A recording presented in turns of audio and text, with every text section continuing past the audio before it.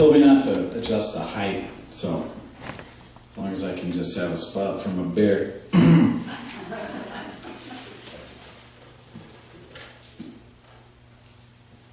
The monitor blasts white light, glaring white light that consumes her vision as its intensity grows.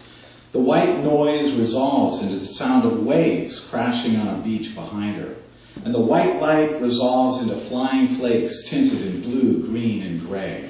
Taste and smell combine in her nose and on her tongue, an acute taste of brine that she can separate into different wet, earthy sources like salt, fish, dirt, and snow. Glorious snow. As she hunkers forward, great blasts of white cold blow against her face. She is aware of the cold, the way that as you listen to a story, you're aware that you're listening. Aware, but not exactly conscious of it. She launches above the rush of snow. She roars and roars again. At the base of her awareness, it sounds barbaric. But at the front of her senses, in her eyes, her ears, her hands, even on her tongue and in her throat, she senses her identity in this voice.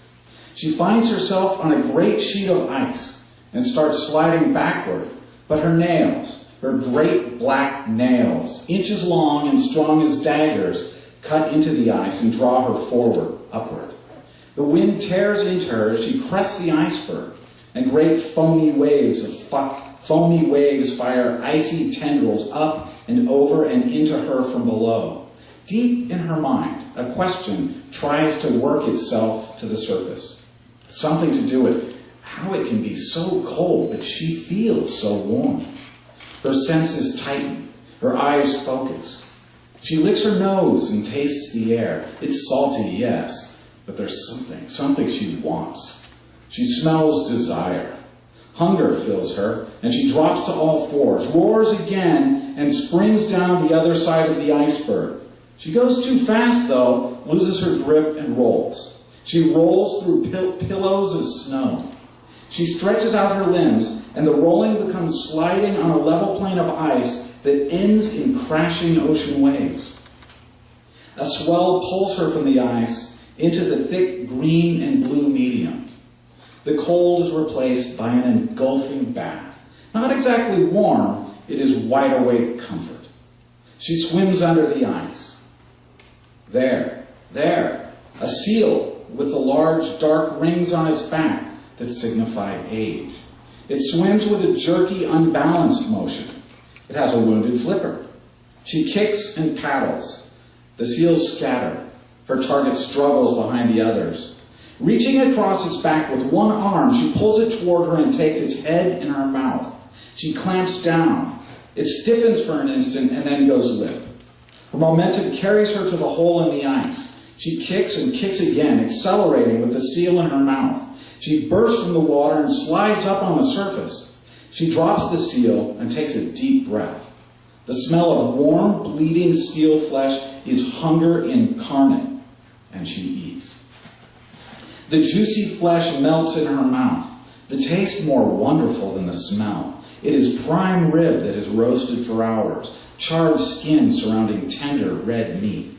Deep in her mind, for just an instant, the sensual saturation diminishes enough that her mind is able to resolve a single coherent human thought. It's so good she doesn't even want horseradish. She finishes and yields the scraps to waiting birds. Exhausted, satisfied, and enjoying the warmth radiating from her core, she lumbers back up the ice mountain. As she passes their breathing hole, 3 seals dive through. At last, she rolls into a fluffy snowdrift and, like a child in a swaddling blanket, nuzzles deep into this world. That feeling of appreciation becomes affection for all that she knows, and she sleeps. Hours of exhaustion melt away. As golden rays of sunrise penetrate her white blanket, she rises and scampers back to the waves. She sniffs around the seal's breathing hole and confirms that they left hours ago. She steps off the ice shelf and, one pull on the water after another, swims toward the golden ball of fire on the horizon. With her intrinsic buoyancy complemented by by an occasional stroke, she covers the miles with the ease of a bird soaring on a thermal. At the forefront of her mind, even though she can see and sense only the limitless ocean, she knows that within hours she will come to another ice floe. It has always been thus. She swims. The hours pass, and she swims. The sun slips back below the horizon, and a great full moon rises before her, and she swims.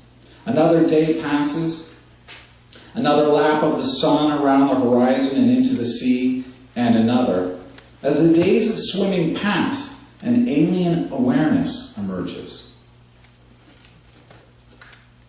When at last she identifies it, the realization fills her at first with shock, and then a waxing loneliness, as though she's been overlooked, as though the world has moved on without her.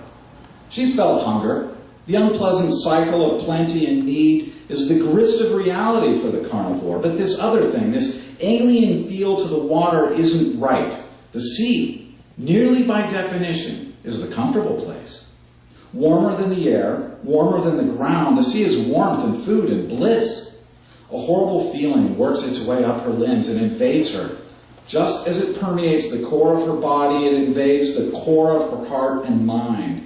Cold has become a force of evil. She needs rest, but when she pauses, she has to tread or she sinks. Something has stolen her buoyancy. The ocean, her friend for thousands of years, has turned on her. As her breathing slows and she struggles to hold her nose above water, light flickers ahead. Ice? Finally? Ice?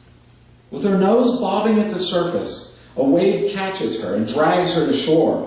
Then another pushes her up the beach, and another, until she finds herself lying in a foamy wash on gritty sand. She doesn't like sand, where the scouring properties of ice melt into cleansing water. Sand is filth that infects her eyes and nose. Finally, though, she can relax. She sleeps through the darkness.